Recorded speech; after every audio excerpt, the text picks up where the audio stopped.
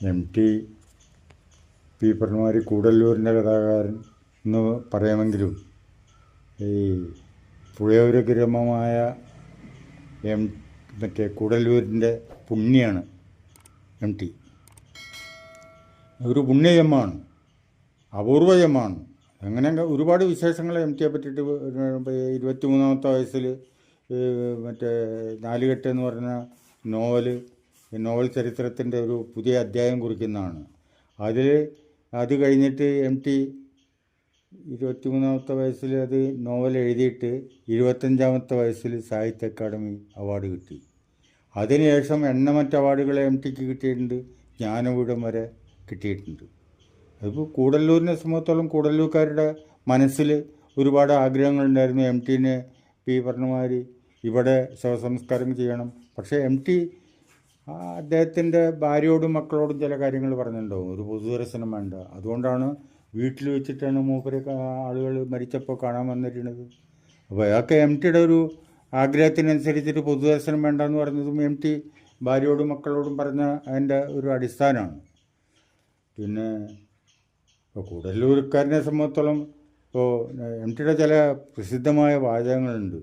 ഇന്ന് എം ടിയുടെ സഞ്ചയനം എന്ന് കഴിഞ്ഞിട്ട് എം ടിയുടെ ചിതാഭസ്മം തിരുനാവായ ഒരു പുണ്യസ്ഥലമാണെന്നാണല്ലോ ഇപ്പോൾ. അപ്പോൾ ഒഴുക്കി. അപ്പോൾ ഞാൻ കാണുന്നത് ഈ നിളയുടെ കഥാകാരൻ എന്നുള്ള എം ടിക്ക് വേറൊരു ഇതുണ്ട്.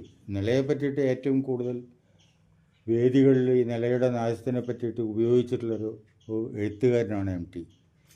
അപ്പോൾ എം ടിയുടെ ഒരു പ്രസിദ്ധമായ വാചകം ഉണ്ട്, അറിയാത്ത മഹാസമുദ്രങ്ങളെക്കാൾ എനിക്കിഷ്ടം അറിയുന്ന എൻ്റെ നിളയെയാണ്. ഒരു വളരെ പ്രസിദ്ധമായൊരു വാചകമാണ്. അപ്പോൾ ആ നിളയുടെ ഇതിൽ എം ടിയുടെ ഭൗതിക ശരീരത്തിൻ്റെ അവശിഷ്ടം കൂടിയും ആ നിളയോട് ചേർന്ന് ഒഴുകി ഇന്ന്.